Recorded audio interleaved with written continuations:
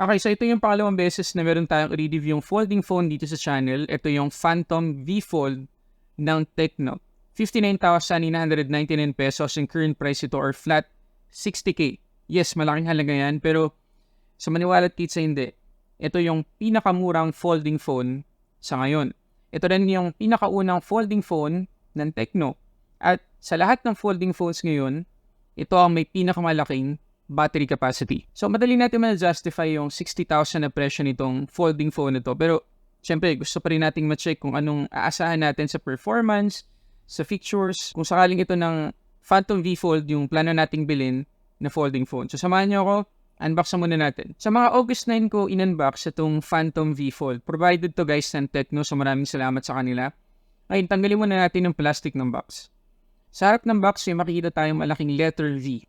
At meron din text na Phantom V Fold. Kailangan muna natin tanggalin yung sticker dito sa bandang ibaba ng box para ma-open natin. Ang unique nung pag-open dito sa box guys, ang una makikita natin sa loob ay yung cover na merong Beyond the Extraordinary na text. Pag tinanggal natin yan, yung Phantom V Fold na yung makikita natin na nakabalot din sa plastic. Tanggalin natin. Grabe guys, sobrang ganda ng texture ng likod. Hindi siya leather pero matte finish. Sigurado plastic lang to. Okay, ito yung unang pag-fold natin. Ito naman yung unang pag-unfold. Okay, balik muna tayo sa box. Meron tayo dito ang document sleeve na merong SIM ejector. Tapos sa loob merong warranty card at yung back cover na naka-carbon fiber na design. Naka-separate na box yung 45 watts sa charger at separate din yung box ng charging cable. Ngayon, sa sobrang ganda nitong Phantom V Fold, nagkaroon ako agad ng mindset na mukhang papalitan ko ng S23 Ultra ko. Parang ito na yung gusto kong maging daily driver. At ginamit ko talaga siya for almost 3 weeks. Everyday, ginagamit ko siya. So, isi-share ko sa inyo yung mga nakita kong pros, cons, para alam niyo lahat bago nyo ito bilhin. So, tingnan muna natin yung design nitong Phantom V Fold. Sa unang-una na makita ko to guys, talagang nakandaan talaga ako. Napakaganda ng phone na to. Napakasimple lang niya. Yung likod niya, kagaya na sinabi mo kanina, hindi siya leather po, pero mukhang leather. Pero I think recycled plastic to. Tapos ito yung kanyang hinge. And kapag hinawakan natin tong hinge, meron tayong makakapa talaga na texture. Meron siyang vertical lines. Tapos meron lang tayong kaunting-kaunting gap. Yan, dito sa may mga gilid. Dito sa magkabilang gilid. At yun ang medyo inaalala ko talaga. Lalo na kung gagamitin natin to sa mga medyo malikabok na lugar or palagi tayo nasa labas. Wala kasing IP rating tong Tecno Phantom Fold. So yung mga dust ay possible talaga na pumasok, maipon by time. So titingnan natin yan. Kasi para sa akin para malaman natin yung longevity at durability ng isang folding phone, kailangan talaga ng months. Hindi sapat yung 3 weeks, 2 weeks na paggamit. Kailangan at least 3 months, 6 months para makita natin kung okay ba siya talaga. Lalo na yung mga ganitong folding phone na walang IP rating. Tapos kapag tingnan natin itong Phantom V Fold, kapag naka-fold siya, makikita ninyo wala talagang gap. Talagang close na close, hindi kagaya dun sa Samsung Galaxy Fold 4 na merong gap. Ito wala talaga. Ganda. So, dito sa may gilid, sa right side, kapag naka-fold, makikita natin yung ating volume up and down buttons, pati na rin yung ating power lock button na fingerprint scanner. So, conventional yan guys. So, Samsung again sa Tecno, hindi in-display fingerprint scanner inilagay nila. Pagkatapos, dito sa may taas sa ating secondary speaker at secondary microphone. Dito naman sa may ilalim, yung ating USB-C port, main mic, SIM tray at yung ating main speaker. Tapos dito sa harap, kapag naka-fold, makikita natin yung ating punch hole selfie camera na nasa gitna. At makikita ninyo yung shape niya. Dito medyo matalas yung mga edge natin. Pero dito naman sa may right side, mas curved. Yan. Tapos, makakapahan nyo naman dito guys na naka-curve yung display dito sa may right side kapag naka-fold. Samantalang dito, hindi. And mamaya, sasabihin ko yung pros tsaka cons na ginawa nilang design dito sa may harap na display kapag naka-fold. Hindi ko masyado nagustuhan, pero at the same time, may magandang advantage din naman. So mamaya balikan natin yan. Tapos kapag in-unfold naman natin, makikita natin ulit yung isa pang punch hole selfie camera. At makikita ninyo yung bezel guys. Kapag naka-unfold tayo, pantay na pantay guys. Pero plastic frames lang yan guys. Pero syempre, magnetic yan. Kaya kapag Finold natin. Yan. Talagang close na close siya. Hindi yan bubuka-buka kapag hindi natin ginagamit. So talagang medyo mahigpit siya. At yan yung isa sa mga reason guys kung bakit yung harap. Meron talaga tong pre-installed na screen protector. Kapag in-unbox natin yung Phantom V Fold, meron talaga siyang screen protector dito sa harap. Pero wala na yun sa akin. Ang reason, mahigpit talaga yung magnet niya. Kapag gusto nating i-unfold, dumudulas palagi yung kamay ko dito sa may curve. Kaya sabi ko kanina, hindi ko masyado nagustuhan. Kasi kapag dumudulas, nababakbak ko yung screen protector. At yun talaga yung nangyari. Yung first time na bakbak ko yung screen protector nung in-unfold ko yung phone na to, na-repair ko pa, inano ko lang, minasage ko lang hanggang sa mawala yung mga bubbles. So okay lang. Pero yung second time, malala talaga. Natanggal na talaga yung ilang parts. So wala na akong magawa kundi tanggalin na ng buo. Mabuti na lang Corning Gorilla Glass Victus yung protection ng display nitong Tecno Phantom V Fold. Pero ayun lang, kailangan nyo lang i-ready yung sarili ninyo na pwede nyo talaga accidentally matanggal yung screen protector dito sa harap kasi maikpit talaga yung magnet or strong talaga yung magnet ng Phantom V Fold. Meron namang mga nabibili sa Lazada ng mga screen protector para dito. Ngayon, pag-usapan muna natin guys yung hinge itong Phantom V Fold. So, for the most part, okay naman siya. Ang problem niya lang, hindi ko yan ibang mga folding phones sa ngayon na pwede nating ganyanin. Actually, ngayon pwede na. Ayan. Pwede na siyang nakaganyan. Pero nung first time, hindi ko talaga siya magawa na nakaganito. Yan. Talagang either nakasara or nakabukas.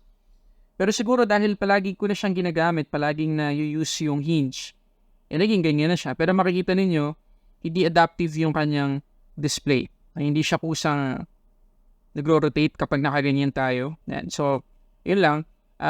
Either naka-fold or naka-unfold. Yun lang yung pagpipilian natin. Tapos guys, gusto ko talaga maging transparent sa inyo. Okay yung hinge niya. Kagaya sabi ko kanina, walang problema. Okay naman siya. Pero, merong mga times na kapag hawak-hawak pa itong phone na to, merong counting, hindi ko kasi talaga maipakita sa inyo or maparinig sa inyo. Pero may konting langit-ngit. Alam niyo yun? Alam niyo sa English, hindi ko alam sa English pala. Yung, parang ganito guys. Diba, naka-fold na ganyan.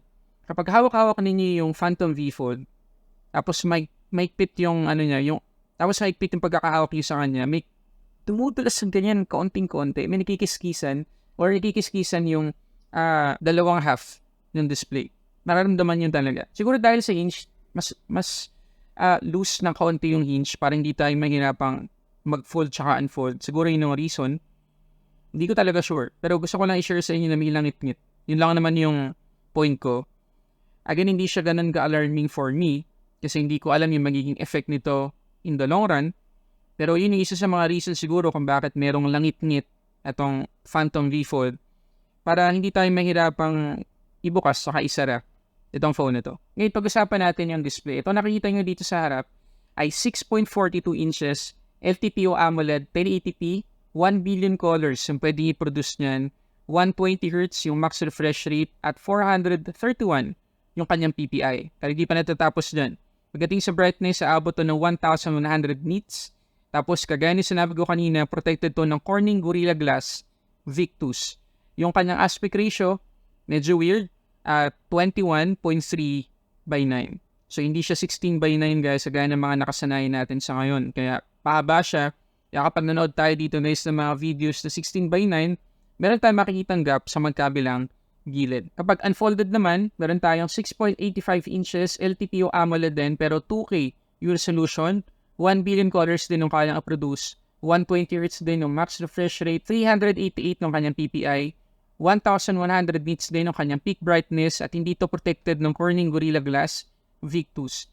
Pero meron tayong napakanipis na screen protector na naka-apply. Kung babalikan nyo yung balot nitong Phantom V Fold na nag-unbox tayo, meron dong warning na wag natin tatanggalin yung screen protector na nandito sa display kapag naka-unfold. Kapag ginawa natin yun, magkakaroon tayo ng problema.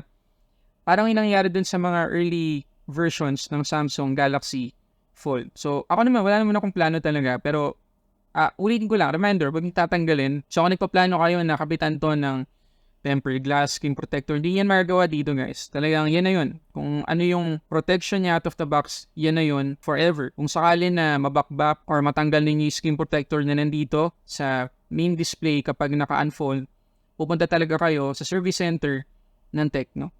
Okay, so guys, sabi ko kanina, proportion to proportion yung mga bezel, meron tayong punch hole, selfie camera. Pero ang isa sa mga pinag-uusapan talaga sa mga folding phones ay yung crease or yung lukot dito sa gitna. Well, dito sa Phantom V Fold, ayun, kagaya na makikita ninyo, yes, meron pa rin. Meron bang folding phone na walang crease? Lahat mo nata meron, di ba? Kahit hindi ganun kalala yung iba, pero meron.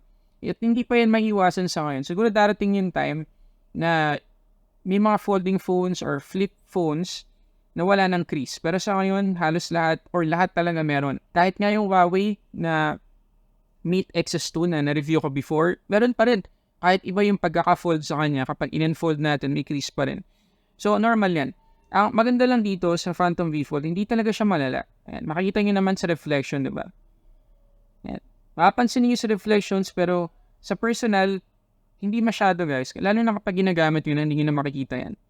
Pero syempre, mararamdaman niyo kapag nag-scroll kayo dito, mararamdaman niyo. Ngayon, pagdating sa wideband security level 1 guys, kapag naka-unfold tayo, Full HD, yung max playback resolution. So, tingnan natin kapag naka-unfold. So, ayun guys, ganun din. Level 1 yung kanyang wideband security, tapos Full HD yung kanyang max playback. So, ito guys, itsura kapag nag-play tayo ng 16:9 na video dito sa kanyang screen. Ayan. So, meron tayong black bars sa right tsaka sa left. Pero pagdating guys sa linaw, sa color production, panalo talaga tong Phantom V Fold. Napakaganda na itsura guys. Kapag zoom naman natin yan, ayan. Pwede naman, pero syempre, compromise yung mga details. Okay, pero tingnan natin kapag naka-unfold. Okay, so ito naman yung itsura kapag naka-unfold. Malaki talaga, makapal yung ating black bars sa taas saka sa ibaba. So, medyo, tayo guys, may compromise tayo pagdating sa media consumption. Pero makakasanayan din naman natin. Kapag nirotate naman natin ang display kapag naka-unfold tayo, lumipis naman yung black bars natin sa taas at sa baba. Yun nga lang, madi-disturb kayo sa punch hole selfie camera. Okay, so pag-usapan natin ng ilang mga features na ma-utilize natin dito sa Phantom V Fold. Kasi syempre, kapag pinili natin ang isang folding phone over bar phone, yung mga normal na smartphone sa ngayon, syempre gusto natin samantalayin yung mga features na i-offer nito na wala sa isang bar phone. So tingnan natin dito sa Phantom V Fold. So una sa lahat, kapag gusto natin guys mag-multitask or split screen, isa dito tsaka isa dito, kailangan lang nating hagurin yung display mula dito sa taas pababa para nating guguhitan ng straight line yung gitna. So gawa tayo ng example. So halimbawa Google Maps. Okay. So kapag nabuksan na natin yung isang application mula dito sa taas pababa, yan. So makakapamili na tayo ng application na gusto pa nating buksan dito naman sa kabilang side. Katulad na lang ng Lazada. Pwede natin i-resize yan kung gugustuhin natin. Pwede rin wala na. Okay, isa pa. Open natin yung Maps. Yan, kapag ni-rotate natin, try natin. Ayan siya, mas makapal. Okay, nasa sa atin na yan kung anong orientation yung mas preferred natin. Tapos habang nandito tayo sa isang application, meron kayong makikitang 3 dots dito sa may taas. So, ang purpose niyan ay para ma-size natin yung application. So, halimbawa, pag pinindot natin yan, pwede nating piliin kung gusto natin ng split screen. Pwede rin natin gawin yan dito. Or, gusto natin gawing pop-up. So, try natin itong isa. Ayan, naka-pop-up na siya. So, pwede natin yung ilagay kahit saan natin gusto, i-resize. Ayan. Pero syempre, kung gusto lang naman natin. Kung gusto natin ibalik sa dating size, pinutin lang natin yung maximize na button. So, ano naman mangyayari guys, kapag meron tayong ginagamit na application habang naka-unfold itong Phantom V Fold, tapos bigla natin isinara. So, try natin. So, ayun, ma-open naman siya. Okay, at tuloy-tuloy yung paggamit natin. Pwede nating ma-customize yan. One time, ang ginawa kong setting ay kapag sinara ko yung display, itong Phantom V Fold, kapag finold ko siya, gusto ko nakalock yung buong phone. Okay, pwede natin gawin yun. So, ang gawin lang natin, punta tayo dito sa settings. And tapos sa settings, meron tayong makikitang main screen. So, tap lang natin yan. And meron tayong makikitang screen relay. So, mapipili natin dito kung smart relay, slide to keep using directly or screen off. Ako ang pinili ko nun, screen off. Para syempre, kapag rinos ko yung Phantom V Fold, hindi ko mapindot accidentally. Lalo na kung idiniretso ko sa bulsa ko, baka makalimutan ko kasi. Then pagdating sa kanyang performance, naka iOS 13 tayo para sa mga fold. Tapos Android 13 yung kanyang operating system. Dimensity 9000 plus yung kanyang chipset. 12GB ang ating RAM at 512GB naman yung ating storage. UFS 3.1 na yan. Sa dalawang Antutu score yung kinuha ko guys, isang Antutu kapag naka-fold, tapos isang Antutu score kapag naka-unfold. Wala lang, para lang makita ninyo kung may difference. So, doon muna tayo sa kapag naka-fold. So, nakakuha tayo ng 1,102,543. This is good kasi talagang pang flagship specs or flagship performance yung maasahan natin dito. Ito naman yung kanyang score kapag naka-unfold. 1,072,161. So, bumaba ng kaunti siguro dahil mas malaki yung resources na ginagamit niya dahil sa mas malaking display. Pero overall, napakaganda ng performance ng phone na to. Ngayon, kahit anong klaseng games pa ibato natin dito sa phone na to, kakayanin niya talaga. Kasi nga, napakaganda ng Antutu score na nakuha natin, maganda yung chipset na nandito, lahat-lahat, napakalaki ng RAM natin, 12GB, tapos 512 pa yung ating storage. So, lahat na reason nasa atin para mag-games dito. Pero hindi ko talaga ma-recommend kasi madali siya uminit guys. Mararamdaman mo talaga kahit ilang minutes ka pa lang nag-games dito. Kahit ito, magaan lang naman to. Pero meron ka na mapifeel na heat dito sa may likod. So, wag na lang. Hindi naman din design for game nitong phone na to. Design to para doon sa mga gusto ng productivity pa. Mas madagdagan pa yung productivity nila sa everyday na trabaho nila. Okay, so madami pa kayong features na matutuklasan dito sa Phantom V Fold kapag ginamit nyo din. Hindi ko may isa-isa kasi madami talaga. Pero yun yung ilan sa mga kailangan ninyong tandaan, yung mga pinakita ko sa inyo para at least makapag-decide kayo kung ito na ba yung folding phone na hinahanap nyo. So ngayon pag-usapan na muna natin yung camera. Okay, so meron tayo ditong 50 megapixels na main shooter. Tapos meron din tayong 50 megapixels na telephoto lens 2x optical zoom. Meron tayong 13 megapixels na ultra-wide at 16 megapixels na selfie camera kapag naka-unfold, 32 megapixels naman kapag folded. So, in short, meron tayong dalawang selfie camera dito. Pero, pwede nating gamitin sa pag-pick ng selfie or groupie yung kanyang main camera. So, ang gagawin lang natin guys, kapag pumunta tayo sa ating camera application, ayan, meron lang tayong icon dito sa may right side. Tap lang natin yan. Ayan, magiging ganyan yung itsura dito sa display kapag naka-unfold. Pero kapag tinurn natin, ayan, magagamit na natin yung main camera ayan, para makapag-take ng selfie. So, makakapag-ganyan na tayo. Ayan. So, mas magandang mga selfie yung matitake natin gamit yung main shooter kasi syempre, main camera yun. So, pakita ko muna sa inyo yung mga sample photos at videos kuha dito sa Phantom V Fold.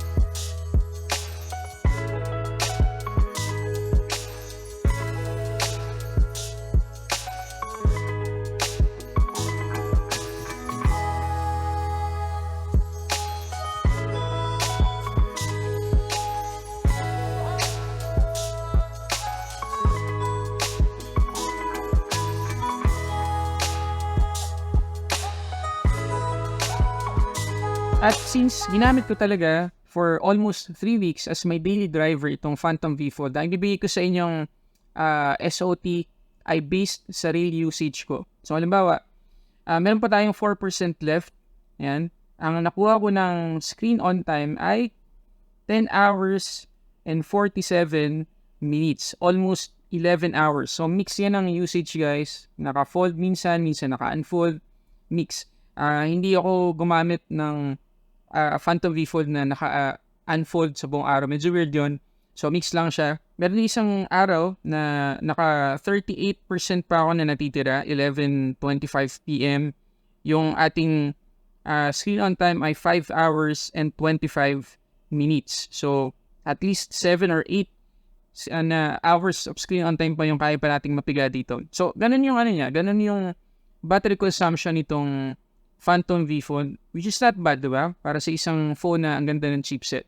So, nasa roughly 7 to 8 hours of screen on time yung makukuha natin dito. Mixed usage siya, fold tsaka unfolded. Okay, so yun na lahat yung mga data na gusto kong i-share sa inyo tungkol dito sa Phantom V Fold. For 60,000 pesos, bibili niyo ba to over Samsung Galaxy Fold? Comment kayo dyan sa baba. Pero before tayo magtapos, gusto ko lang i-share din sa inyo ilan sa mga hindi ko nagustuhan dito sa Phantom V Fold ng Tecno. Overall, nagustuhan ko siya. Kasi napaka-practical niya. Alam niyo yun, kasi gumastos kayo ng 100 plus para sa Samsung Galaxy Fold. Ang talagang purpose nyo naman ay productivity, makapagbasa kayo ng mas maganda, ayaw nyo bumili ng tablet or gusto nyo bumili ng bagong flagship phone tsaka ng tablet pero kapos yung budget nyo. Ito na yun, 60k lang, diba? Meron ka ng smartphone, meron ka ng tablet. So, ito yung ilan sa mga hindi ko nagustuhan dito sa Phantom V Fold. Para alam nyo lahat. Okay, una sa lahat, ito hindi ito maiwasan talaga. Kapag folding phone yung ginamit mo, hindi lang tong Phantom V Fold, kahit anong folding phone pa yung ginamit mo, tapos meron kang kotse, hindi na kasya sa car mount itong phone na to. Malalaglag talaga to, wag nyo na i-try. Tapos, hindi rin to kasya sa mga phone stand na nabibili ngayon. Kasi manipis lang talaga yung grip nun. So, yun yun sa mga adjustment na kailangan nyo gawin. Tapos, kapag nilapag natin tong Phantom V Fold sa isang flat surface, ayan, hindi siya flat, guys. Hindi siya flat. Hindi naman siya malaking issue, pero hindi ko yan nagustuhan.